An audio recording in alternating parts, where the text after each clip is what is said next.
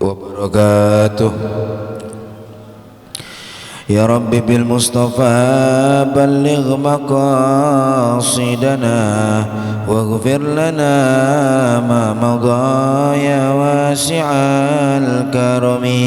يا رب بالمصطفى قاصدنا واغفر لنا ما مضى يا واسع لم يحتلم قد طه مطلقا أبدا وما تثاءب أصلا في مدى الزمن.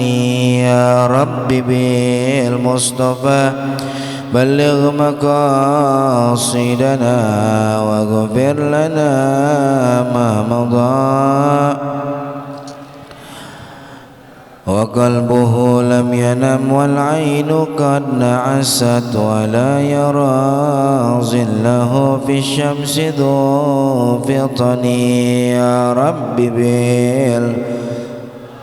بلغ مقاصدنا واغفر لنا ما مضى يا واسع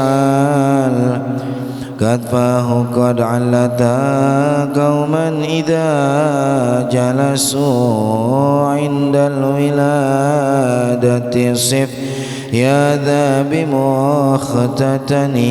يا رب بالمصطفى بلغ مقاصدنا واغفر لنا ما مضى يا واسع الكرم. اللهم صل وسلم وبارك عليه وعلى آله. الفاتحة إلى حضرة النبي محمد صلى الله عليه وسلم وإلى آله وأصحابه وأزواجه وذرياته وأهل بيته وأنصاره وأصحابه ثم إلى أرواح الأولياء والشهداء والصالحين والأئمة المجتهدين والعلماء العاملين ومشايخنا في الدين خصوصا إلى شيخ الإمام إبراهيم الديوري والشيخ محمد نواوي بن عمر بن تاني الجاوي وأصولهما وفروعهما من ذوي الحقوق عليهما أجمعين ثم إلى أرواح والدينا ومشايخنا ومعلمينا وذوي الحقوق علينا وجميع المسلمين والمسلمات والمؤمنين والمؤمنات.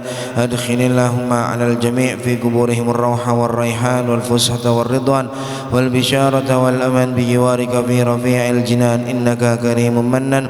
وإلى حضرة النبي محمد صلى الله عليه وسلم بسر الفاتحة. أعوذ بالله من الشيطان الرجيم. بسم الله الرحمن الرحيم. الحمد لله رب العالمين الرحمن الرحيم مالك يوم الدين نعبد وإياك نستعين اهدنا الصراط المستقيم صراط الذين أنعمت عليهم غير المغضوب عليهم ولا الضالين. رب اغفر لنا ولوالدينا آمين. بسم الله الرحمن الرحيم. الحمد لله رب العالمين والصلاة والسلام على سيدنا ومولانا محمد وعلى آله وصحبه أجمعين. أما بعد فكان الإمام المؤلف رحمه الله تعالى ودام النفع به وببركة علومه وبكم في الدارين آمين. قال رضي الله عنه ويجب في حقه تعالى البقاء. Wajib secara akli, secara akal fi haqqihi ta'ala pada zat Allah ta'ala al-baqa'u sifatul baqa'. Wa ma'nahu dan makna daripada sifat baqa' annahu ta'ala bahwa Allah ta'ala la akhiralah tidak ada akhir baginya.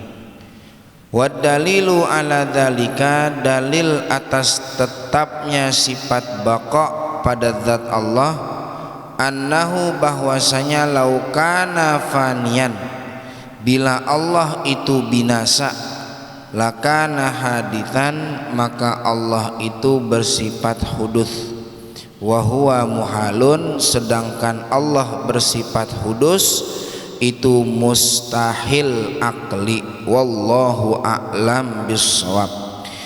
Bapak Ibu jamaah Masjid Jami' Al-Murtada yang dimuliakan Allah Subhanahu wa taala, Alhamdulillah, alhamdulillah, kesempatan pagi kali ini kita masih diberikan nikmat Allah Ta'ala panjang umur, sehat afiat, iman Islam, nikmat hidayah dan taufik, sehingga kita masih bisa melaksanakan ibadah rutinitas harian kita di masjid tercinta ini, ibadah salat subuh berjamaah. Dilanjutkan dengan taklim pengajian tauhid sifat 20 wagi Allah Subhanahu wa taala. Mudah-mudahan duduknya kita di majlis ini kita berdoa kepada Allah, Allah berikan kita ilmu yang manfaat, ilmu yang berkah dunia dan akhirat. Amin ya rabbal alamin. Bapak Ibu jamaah Masjid Jami Al-Murtada yang dimuliakan Allah Subhanahu wa taala, di pertemuan bulan yang lalu Ahad ketiga kita telah membahas sifat yang kedua daripada sifat 20 yang wajib secara akal bagi Allah Ta'ala, yaitu sifatul qidam. Maka pada kesempatan kali ini kita meneruskan kajian kita sifat yang ketiga yang wajib secara akal ada pada zat Allah Ta'ala, yaitu sifatul baqa. Kata Imam Ibrahim Al-Baijuri, beliau katakan wa yajibu fi haqqihi ta'ala al-baqa'u, wajib secara akal. Wajib di sini bukan wajib syar'i Bapak Ibu, karena wajib itu ada kalanya wajib syar'i, ada kalanya wajib akli. Ini kan kita karena ngaji ketemu bulan sebulan sekali ngaji tauhid, khawatir lupa pertemuan yang di bulan yang lalu. Jangankan ngaji sebulan sekali tauhid, ini pulang dari masjid aja saudara, kita ke rumah, bini nanya ngaji apa tadi bang di Murtado, ya ya lupa lagi gua tuh. Pulang dari majelis aja udah lupa, bagaimana kalau ketemunya sebulan sekali. Ini Al-Fakir ingetin lagi, wajib itu ada wajib syar'i, ada wajib akli. Wajib syar'i itu terkait perbuatan mukallaf. Mukallaf itu muslim balik berakal, itu mukallaf. Kita nih semua nih yang hadir nih namanya mukallaf. Satu, muslim, kita semua muslim.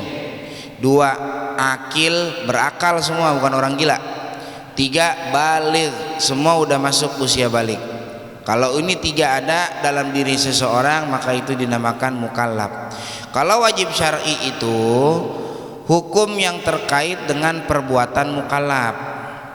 Contoh misalnya hukum wajib tuh, sunnah, haram, makruh, mubah, itu namanya wajib syar'i, itu namanya hukum syar'i. Nah, ada namanya makanya wajib syar'i. Wajib syar'i itu diberikan pahala atas mengerjakannya, diberikan dosa atas meninggalkannya. Contohnya sholat 5 waktu, ngerjainnya dapat pahala, ninggalinnya dapat dosa. Itu namanya wajib syar'i. Ada lagi namanya wajib akli. Wajib akli itu ini tentang hukum akal. Apa wajib akli? Akal tidak menerima bila hal tersebut tidak ada. Akal akan menolak bila hal tersebut tidak ada. Pasti ada. Contoh seperti 1 tambah 1 sama dengan 2. 2 itu namanya wajib akli.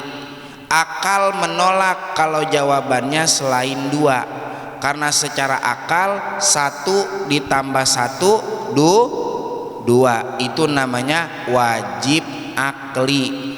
Jadi bahasa musannif wa yajibu fi haqqihi ta'ala, wajib pada zat Allah Ta'ala ini bukan wajib syar'i yang kalau ngerjain pahala ninggalin dosa, tapi wajib akli. Akal menolak bila Allah tidak bersifat bako. Paham nggak nih kira-kira nih sampai sini nih? Wa yajibu fi haqqihi ta'ala, wajib secara akal fi haqqihi ta'ala pada zat Allah Ta'ala apa? Al-baqa'u, Allah bersifat bako. Apa itu artinya bako? Kalau kita terjemah biasanya bako kita terjemahkan dengan bahasa kekal. Tapi di sini yang dimaksud bako wa maknahu, makna daripada sifat bako annahu ta'ala la akhiralahu, bahwa Allah Ta'ala tidak memiliki akhir. Allah Ta'ala tidak memiliki akhir. Wujudnya Allah, adanya Allah tidak memiliki akhir. Ini yang dinamakan dengan sifat baqo. Jadi Allah Subhanahu wa Ta'ala secara akal kita dia wajib bersifat baqo. Allah Ta'ala wajib tidak ada akhir bagi dia. Wajib secara akal. Akal kita akan menolak saudara bila mana Allah Ta'ala berakhir, bila mana Allah Ta'ala tidak kekal, bila mana Allah Ta'ala memiliki akhir. Akal akan menolak. Nolak bagaimana Ustadz? Pertanyaan dalam hati. Maka di sini Imam Baijuri menyatakan satu dalil. Dalil itu artinya petunjuk. Petunjuk itu menunjukkan madlul, yang ditunjukkan. Kalau ada bahasa dalil, jangan fokus sama dalilnya, fokus sama madlulnya. Madlul itu artinya yang ditunjukkannya, jangan dalilnya yang difokuskan, tapi madlulnya. Kayak misalnya begini nih, contohnya nih. Di kampung sebelah ada asap membumbung tinggi, asap, wow, ngepul. Kata kita kebakaran loh, kampung. Yang kita lihat apa? Asap. Kata kita apinya gede nih. Kok tahu ada apinya? Tahu dari mana? Ada dalilnya. Mana dalilnya? Asap. Dalil itu namanya petunjuk. Asap itu namanya dalil. Tapi jangan fokus pada dalil. Fokusnya pada apa? Pasti di situ ada madlul. Apa madlulnya? Api pasti. Nah ini dalilnya. Allah Ta'ala bersifat bako, jangan ini yang difokusin, tapi madlulnya ntar nih ya, yang ditunjukkan oleh dalil. Ini yang kita akan bahas. Wa dalilu ala dzalika, dalilnya apa sih? Kan orang sekarang ngaji dikit-dikit nanya dalil mulu. Dalilnya mana? Dalilnya mana? Dalilnya mana? Dikasih dalil kagak ngerti. Dikasih dalil kagak ngerti. Begini nih saudara.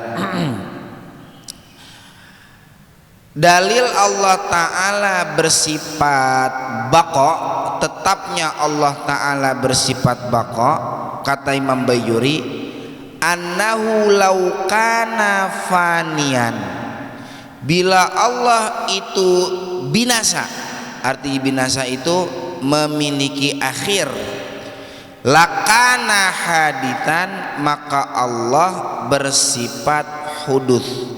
Hudud itu artinya baru. Wahuwa muhalun, sedangkan Allah bersifat hudus itu mustahil.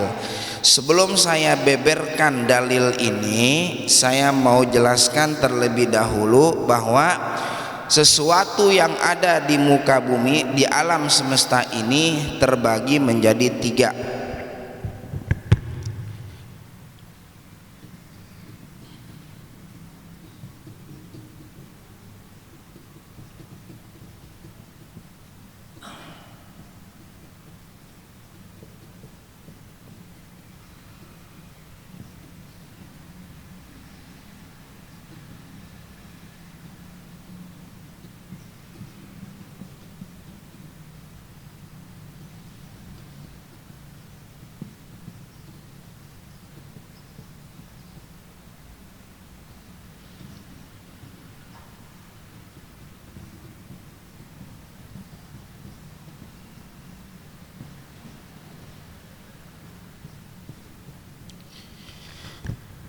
Sesuatu itu yang ada ataupun tidak ada di alam semesta ini terbagi menjadi tiga.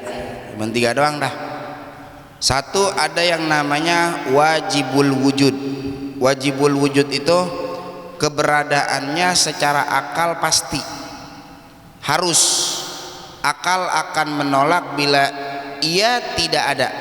Ini hanya satu yang wajibul wujud, yaitu Allah Ta'ala.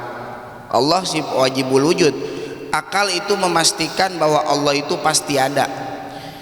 Akal akan menolak bilasanya Allah Ta'ala tidak bersifat ada.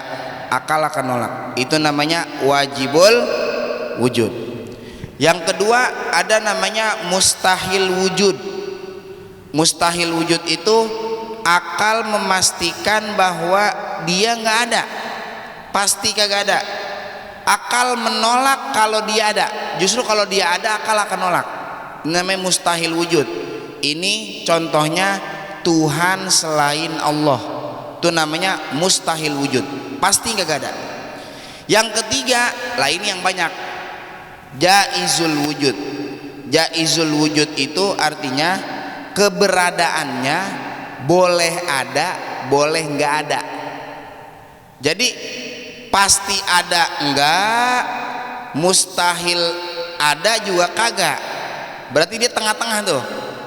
Boleh ada, boleh nggak ada. Boleh ada, boleh nggak ada. Nih paham nih sampai sini nih. Ini ngaji tauhid, ngaji akal soalnya ini kita. Ya.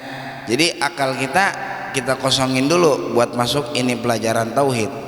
Wajaizul wujud itu boleh ada, boleh nggak ada, tengah-tengah dia. Ini kayak kita contohnya, keberadaan kita itu jaizul wujud. Kita kalau dikatakan wajibul wujud, akal nolak. Kenapa? Sebab dulu di zamannya Gajah Mada kita udah lahir belum? Coba di sini yang paling tua siapa di sini? Saya mau tanya, ngalamin zamannya Gajah Mada apa kagak? Pasti kagak. Berarti kan menunjukkan di zaman itu kita nggak ada. Kalau dikatakan pasti ada, kudunya ada di zaman itu. Ternyata nggak ada, berarti bukan wajibul wujud. Dikatakan kita mustahil wujud, pasti kagak ada, nggak mungkin juga. Kenapa? 2025 kita ada. Sekarang ada nggak nih? Pada ambekan namanya kalau orang Betawi bilang. Ambekan itu pada napes ya. Pada ada nih sekarang nih. Berarti kan ada, mustahil wujud nggak mungkin. Berarti kita itu yang nomor 3 nih, makhluk jaizul wujud. Keberadaannya boleh ada, boleh juga nggak ada. Paham nggak nih Bapak Ibu sampai sini nih? Sampai sini paham nggak nih? Ngerti ya? Ngerti ya? Dah. Kalau paham, nih pegang nih, yang jaizul wujud yang ini nih pegang nih, jaizul wujud pegang. Balik lagi kita ke pembahasan kita, Allah bersifat baqo. Mana dalilnya? Allah bersifat baqo. Dalilnya mana? Dalil akal itu, dalil akalnya itu bila Allah tidak bersifat baqo, berarti Allah Ta'ala tidak kekal, maka Allah bersifat fana. Kita tulis dulu dalilnya nih. Pertama, baqo. Kalau Allah tidak bersifat baqo, nggak kekal, artinya ada akhir bagi Allah Ta'ala, maka Allah bersifat fana. Fana itu artinya binasa, habis, hancur, menemui akhir. Itu namanya fana. Karena tidak ada wasilah antara baqo dengan fana, nggak ada, tengah-tengahnya nggak ada. Kekal nggak kekal, itu doang pilihannya. Kalau dia nggak kekal berarti, kalau dia nggak kekal berarti kekal. Kalau dia kekal berarti nggak kekal. Paham nggak nih sampai sini nih? Ustadz jadi beribet-ribet begitu? Bukan belibet-libet, bukan belibet-libet. Gini, kalau kanan kiri kan ada tengah-tengahnya, ada nggak? Ada. Kalau nggak di kanan pasti kiri, nggak juga, di tengah bisa. Kalau nggak di kiri pasti di kanan, nggak juga, di tengah bisa. Tapi kalau bako fana, tengah-tengahnya nggak ada, maka berarti gini, kalau dia tidak bersifat bako maka udah pasti fana.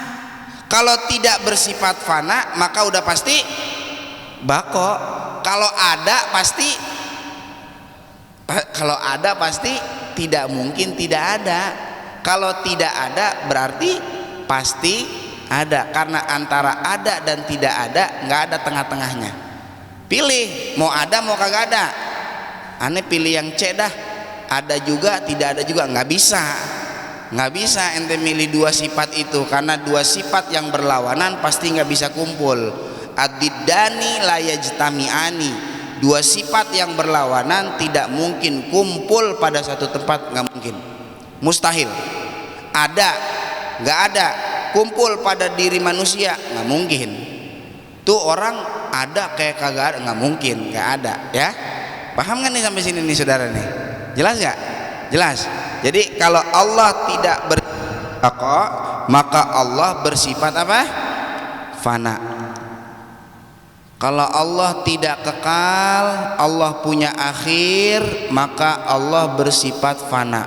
Allah bersifat punya akhir, binasa, hancur, Allah bakalan binasa. Kalau Allah itu binasa, awas.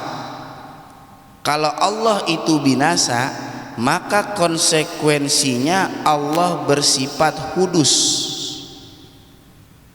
Hudus itu artinya baru. Maksudnya baru, butuh kepada pencipta. Kita dulu sebentar, maaf. Kalau Allah bersifat fana, maka Allah jaizul wujud dulu. Kemari dulu, jaizul wujud. Allah bersifat fana, maka Allah itu jaizul wujud. Apa tadi bu? Jaizul wujud. Ini nih yang nomor 3. Apa tadi jaizul wujud? Boleh ada, boleh kagak. Kalau Allah bersifat fana, akhirnya berakhir, maka Allah itu jaizul wujud. Apa jaizul wujud? Boleh ada, boleh tidak ada. Sama kayak kita nih, kita nih yang masih pada ambekan nih di masjid. Ntar kita menemui ketiadaan kita nggak? Kapan ketiadaan kita? Mati. Berarti kan namanya kita jaizul wujud lah. Kalau Allah itu menemui ketiadaan, maka Allah sama kayak kita, yaitu jaizul wujud. Boleh ada, boleh kagak. Lah kalau Allah itu jaizul wujud, maka Allah Ta'ala bersifat hudus. Hudus itu saudara artinya barang baru.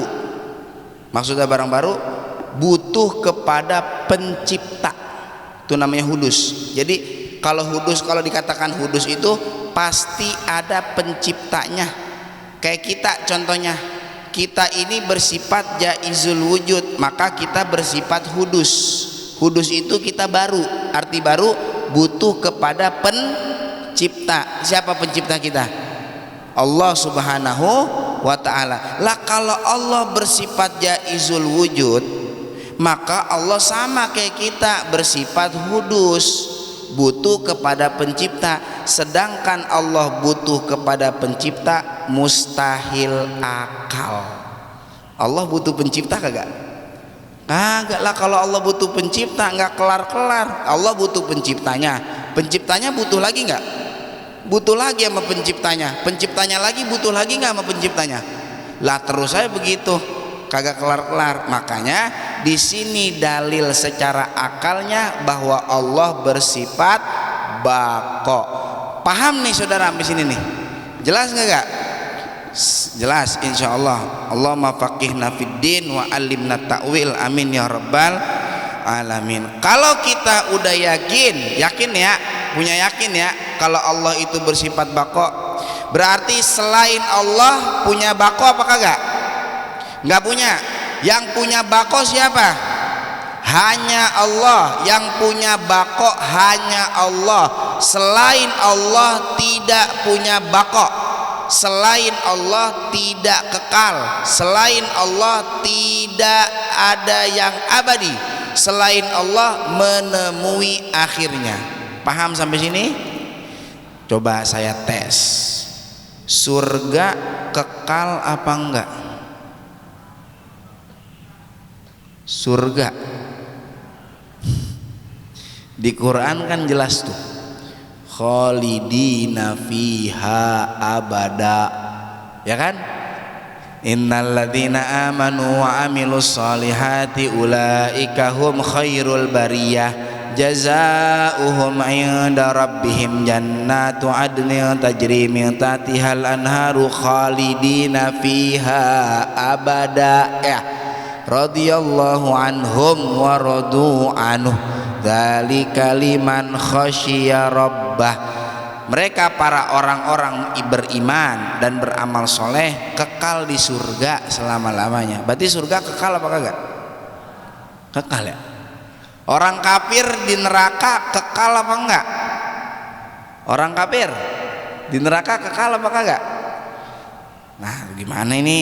Tadi kan udah saya tanya, yang punya sifat baqo siapa?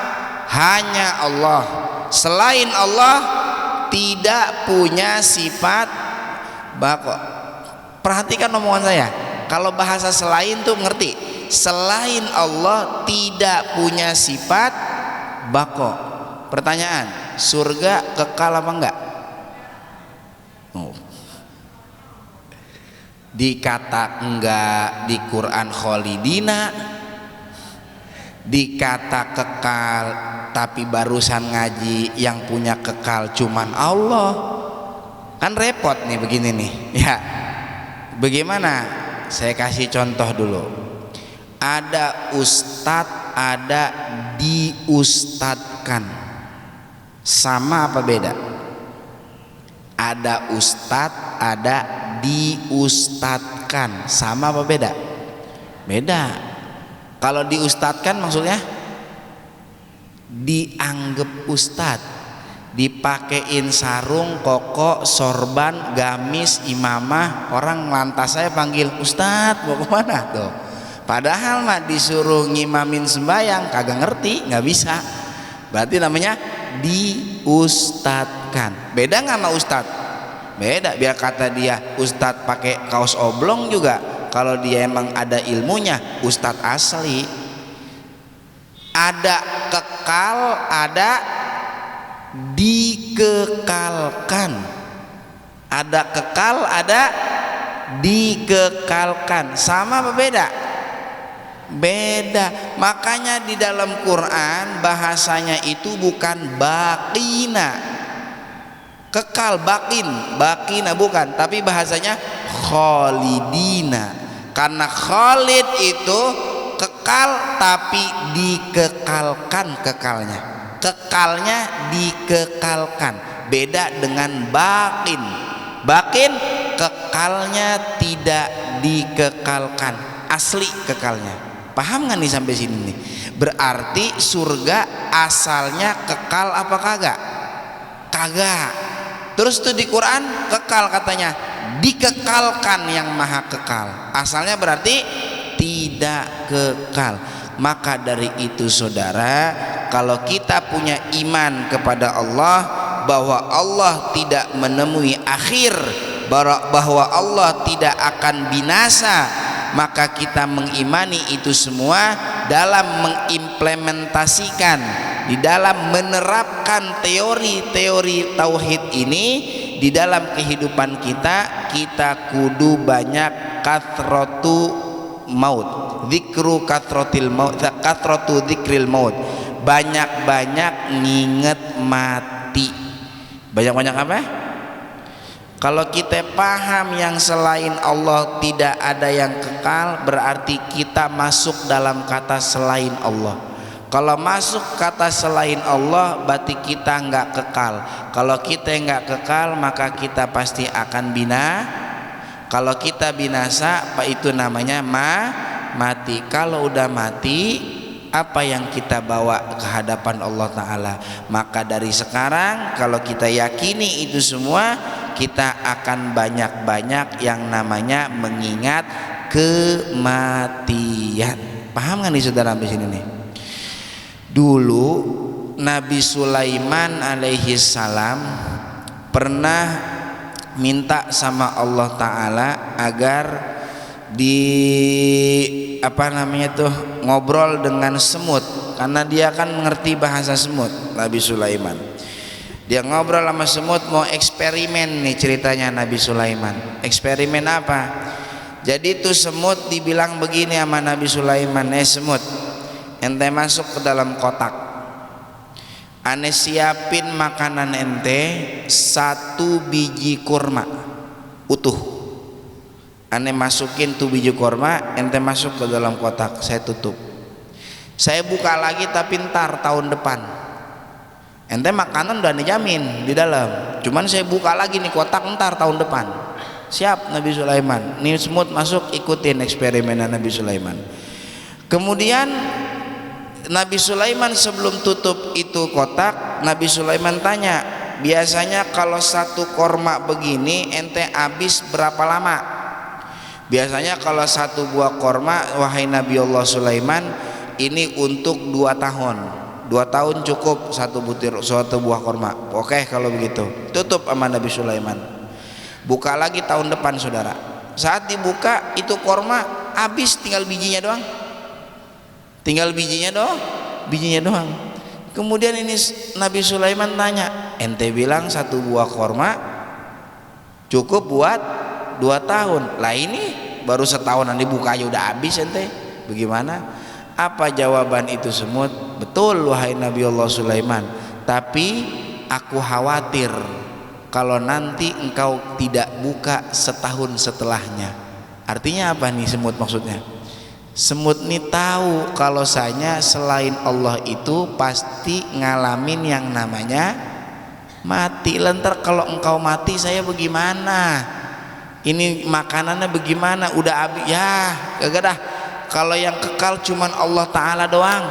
Selain Allah Ta'ala, engkau selain Allah Ta'ala wahai Nabi Sulaiman, engkau juga akan nemu yang namanya mati. Tuh semut aja Bapak Ibu, dia ngerti kalau saya selain Allah itu pasti akan menemukan binasa, ketiadaan. Maka dari itu saudara, kalau kita paham bako ini sifat milik Allah Ta'ala, kita tiap hari banyak-banyak ingat mati. Maksudnya banyak ingat mati, perbanyak amal ibadah, bekal kita untuk menghadapi kematian kita.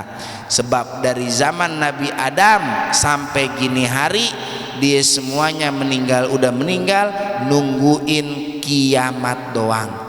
Itu lagi nungguin yang nemenin di dalam kuburan siapa? Kalau bukan amal-amal baik kita. Maka menghadapi kematian kita perbanyak amal-amal soleh, amal ibadah, amal taat, agar nanti di kemudian hari kita kembali kepada Allah Ta'ala dalam keadaan tahiran, suci, dan diampuni segala dosa oleh Allah Subhanahu wa Ta'ala. Amin amin ya rabbal alamin. Bapak Ibu jamaah Masjid Jami Al-Murtada yang dimuliakan Allah Ta'ala, 5 menit lagi jam 6 pagi saya tutup. Sebelum saya tutup, barangkali Bapak Ibu ada yang mau bertanya, dan bila pertanyaan itu bisa saya jawab, saya langsung jawab. Kalau saya ragu, insya Allah akan saya jawab di pertemuan bulan depan.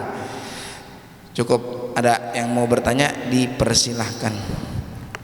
Ya silahkan Bapak Ibu, ada yang mau bertanya.